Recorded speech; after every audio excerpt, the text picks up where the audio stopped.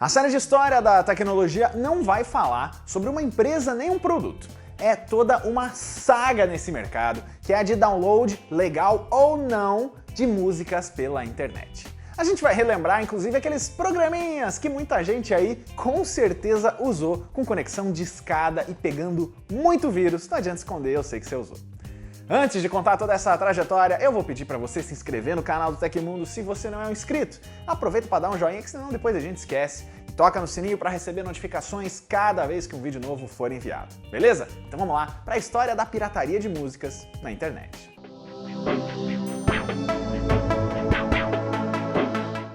Se a gente parar para pensar, a gente transfere arquivos entre pessoas desde o começo da internet. Universidades trocavam artigos científicos nos primeiros links feitos lá na época da ARPANET, numa história que a gente já contou aqui no canal em um episódio comemorativo. Então, olha, as redes sempre se mostraram bem úteis para fazer download de coisas.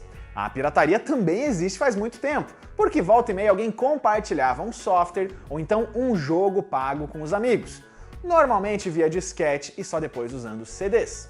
E olha, muita gente também gravou fitinhas cassete com base em fitas originais, ou então copiando os conteúdos direto da programação das rádios. Mas para transferir músicas pela internet primeiro, a gente precisou de um formato, e o mais popular com certeza foi o MP3. A gente, olha só, também já contou a história do MP3 por aqui, mas em resumo, o formato só começou mesmo a pegar lá em 1995. Esse era o formato perfeito para o download, porque ele era um arquivo relativamente pequeno, mesmo nas conexões discadas, e que ainda deixava a música ali com uma qualidade aceitável para você escutar em qualquer dispositivo. A galera começou então a ripar as músicas dos CDs, que é um verbo criado do inglês rip, que pode significar arrancar, e que era mais ou menos ali copiar esse conteúdo de uma mídia física para o computador. Aí a galera começou a trocar arquivos entre si, seja por salas de chat, grupos no IRC, via e-mail, servidores próprios, para quem sabia montar essas coisas tinha ali um certo conhecimento. Mas faltava um programinha para unir todas as tribos. Pois é, até aquele momento não tinha um software definitivo para você baixar as músicas que quisesse, a hora que quisesse, fazer uma busca nas bibliotecas, conhecer novos artistas ou manter os seus álbuns favoritos salvos ali num só lugar. Isso tudo mudou em 1º de junho de 1999, quando surgiu um negócio chamado Napster. O Napster foi idealizado por Sean Fanning, que tinha só 19 anos na época e queria trocar músicas com os amigos e os desconhecidos também, de uma forma fácil e rápida. O que ele criou era simplesmente revolucionário para a época. Um programa que sincronizava com as músicas que você tinha armazenado no computador e permitia o acesso ao acervo de todos os outros usuários, bastando só fazer uma pesquisa. Essa forma de troca de arquivos entre máquinas de usuários é o chamado P2P, ou Peer-to-Peer, P2P também se quiser abrasileirar. O sócio do jovem era o Sean Parker, que conseguiu levantar $50 mil para manter o negócio funcionando no começo. O programa explodiu e em só 2 meses bateu a marca de 100 mil usuários, o que para a internet de 99 era muita coisa.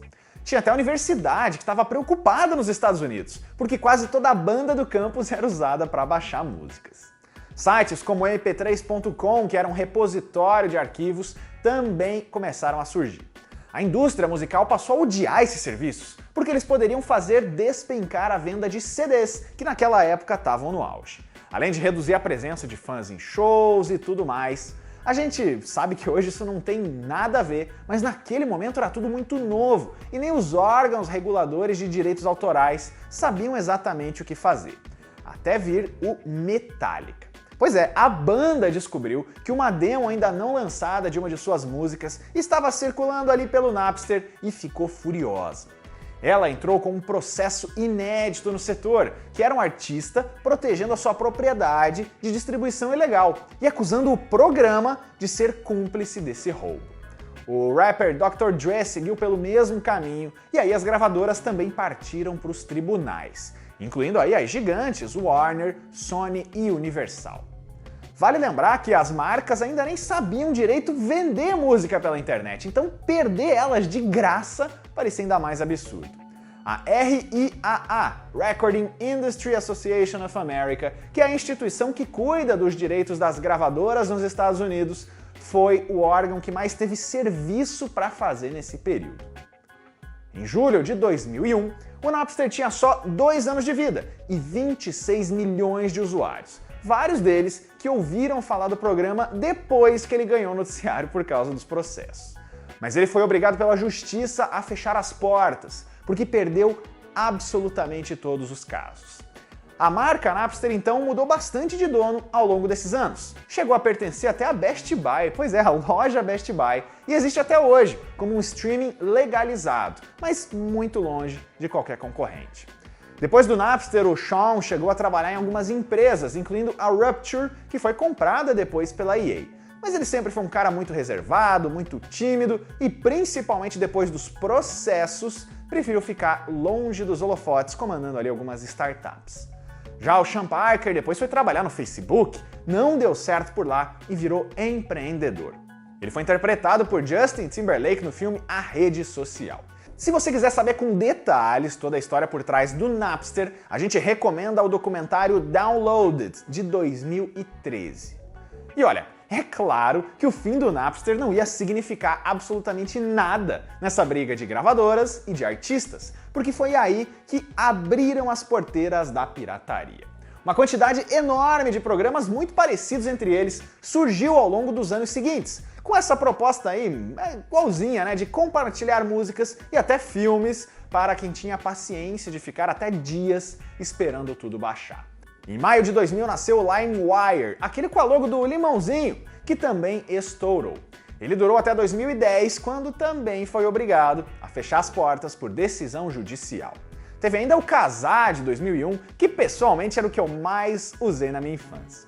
Ele foi popularizado por 2 desenvolvedores suecos que depois criaram o Skype, e o programa só parou de ser atualizado em 2006, adivinha só, depois que inúmeros processos que totalizaram 100 milhões de dólares obrigaram.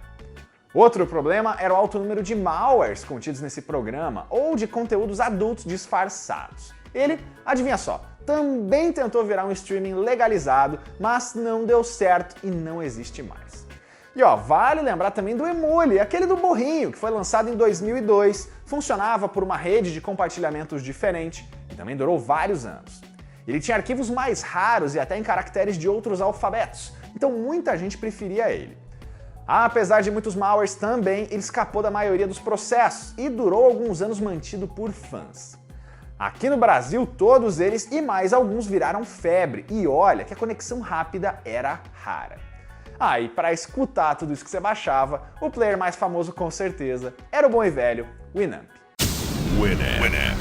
It really whips the llama's ass. Em 2001, a Apple percebeu toda essa revolução no consumo de músicas e lança o primeiro iPod, um player todo pensado para você andar por aí ouvindo a sua biblioteca de músicas. Claro que ela não ia confessar isso na época, mas o iPod era praticamente feito para você ouvir esses MP3 baixados ilegalmente. Nas primeiras embalagens, a empresa até colocou um adesivo escrito "Não roube músicas" na tela.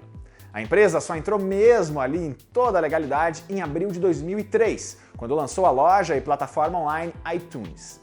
Essa foi outra revolução, porque esse era um ambiente pago em que você podia comprar músicas avulsas ou álbuns inteiros digitais, além de escutar prévias das faixas, tudo isso sem pirataria.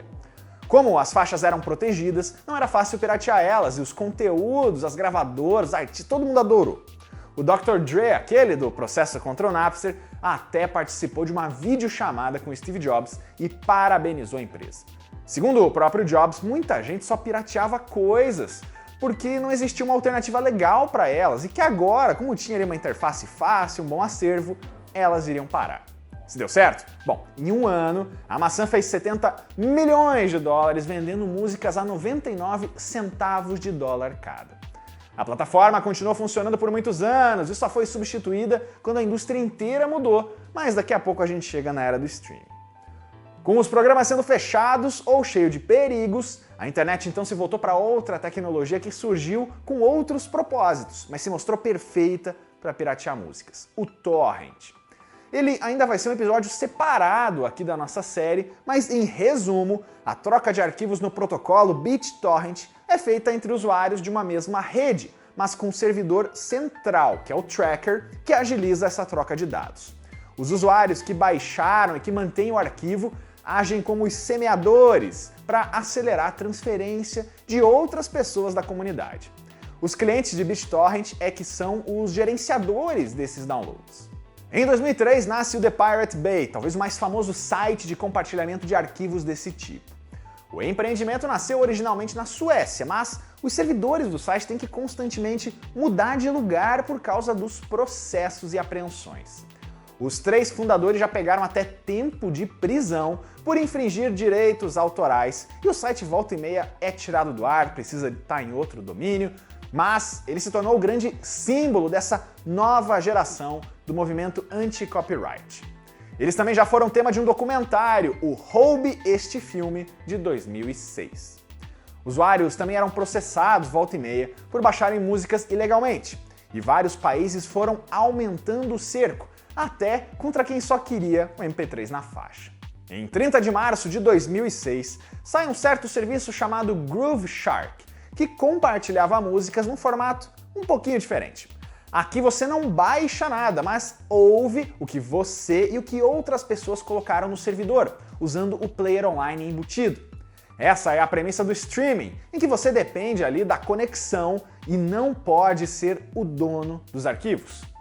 O Groove Shark não foi exatamente o primeiro, mas com certeza foi um dos mais famosos dessa primeira leva. O Napster, aquele Napster mesmo, quando ele acabou em 2001, ele se transformou num serviço chamado Rhapsody.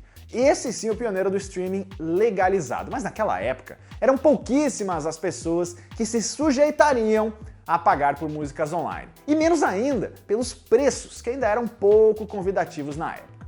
Mas voltando ali pro Tubarãozinho, ele jurava que não era ilegal, mas também não conseguia provar que era totalmente licenciado. O programa foi encerrado só em 2015, em um acordo feito com gravadoras para amenizar ali um pouco os processos. Mas voltando para a linha do tempo lá atrás, em 2007, acontece uma curiosidade bizarra. A banda Radiohead lança o álbum In Rainbows, do jeito tradicional, em CD ali também, e em uma versão digital de graça. Quer dizer, de graça não. Ela falava que as pessoas poderiam pagar o quanto elas achavam que o disco valeria, o que poderia não ser nada. Foi ousado e abriu alguns caminhos. Nesse período, a forma de obter músicas de forma mais selecionada era a partir de fóruns e também grupos mais fechados, que pediam convites para entrar e funcionavam normalmente via torrent. Um desses grupos foi o Oink, que foi criado em 2004 pelo britânico Alan Ellis. Esse caso é meio famoso lá na Europa, você já sabe como essa história termina. O rapaz foi preso e foi o primeiro da Inglaterra a ser julgado por compartilhamento ilegal, mas não foi considerado culpado e depois disso sumiu da vida online. O Trent Reznor, do Nine Inch Nails, já contou em entrevistas que era usuário frequente do Oink e defende a ideia de que quem estava lá era fã de verdade da banda e gastaria sim dinheiro com ela, em shows, merchandising e até álbuns físicos também. Tinha ainda a lendária comunidade Discografias do Orkut, criada em 2005, aquela com a foto de um gatinho numa prateleira de... Você sabe o que eu tô falando, né? Ela tinha mais de 1 milhão de pessoas quando fechou pela primeira vez em 2009, e aí ficou indo e voltando até o fim do Orkut. Em 2007 na França, em 2008 na Suécia, nascem então o Deezer e o Spotify, respectivamente. Os dois são até hoje alguns dos serviços de streaming mais quentes do mercado ao lado do Apple Music, e desde o começo nasceram com a proposta de serem 100% livres de pirataria e oferecendo um preço camarada. Só que eles demoraram vários anos para pegar no tranco e a gente já contou a história do Spotify por aqui, você pode saber mais. Além disso, ao longo dos anos, os celulares estavam começando a se transformar em MP3 players, com modelos da Sony Ericsson, da Motorola e de várias outras fabricantes, surfando nessa onda, oferecendo visual e funções especiais para tocar música, além de mais espaço de armazenamento. Com as conexões ficando cada vez mais poderosas, baixar filmes e até séries ilegalmente passou a não ser problema para os usuários, e a preocupação com a pirataria só aumentou em todos os cantos. Ao longo dos anos, algumas operações conseguiram fechar grandes plataformas de downloads ilegais. E olha só alguns exemplos. O Mininova fechou em 2009, o lendário RapidShare acabou em 2015 e, claro, o caso do Mega Upload. Em 19 de janeiro de 2012, o FBI fechou o site à força por violação de direitos autorais e lavagem de dinheiro, além de crimes envolvendo o tráfego de dados no site. Essa novela ainda envolve a prisão do King.com, o criador do site, um desses empresários meio excêntricos, meio megalomaníacos da tecnologia, que morava na Nova Zelândia. O serviço voltou na forma do Mega em 2013, que até existe ainda hoje, mas sem o envolvimento do seu fundador e sem toda a popularidade. Todos os arquivos do antigo Mega Upload foram deletados. E olha como não tem santo nessa história. Em março de 2016, o músico Kanye West postou uma foto do seu navegador nas redes sociais, mas esqueceu de fechar uma aba que mostrava que ele estava pesquisando alguma coisa no Pirate Bay. Aparentemente ele queria um plugin que pertence ao DJ Deadmau5, que criticou o colega, mas olha a ironia. Ele, o Kanye West, é um dos criadores do Tidal, você escolhe como falar, um serviço de streaming que é não só legalizado, como quase processou o Pirate Bay porque o álbum Life of Pablo estava disponível lá. O Kanye depois disse que tudo era uma brincadeira, que aquele nem era o computador dele, que lógico que ele não ia deixar a aba aberta, mas, né? Atualmente temos serviços de streaming para todos os gostos. Tem o Deezer, tem o Spotify, Apple Music e YouTube Music, só para citar alguns dos mais famosos. Todos com um catálogo bem generoso e um preço mais acessível. Tem ainda serviços como o SoundCloud, que é ótimo para a galera independente, e o próprio YouTube, que tem ali álbuns completos e depois de muitos e muitos anos passou a controlar também os direitos autorais.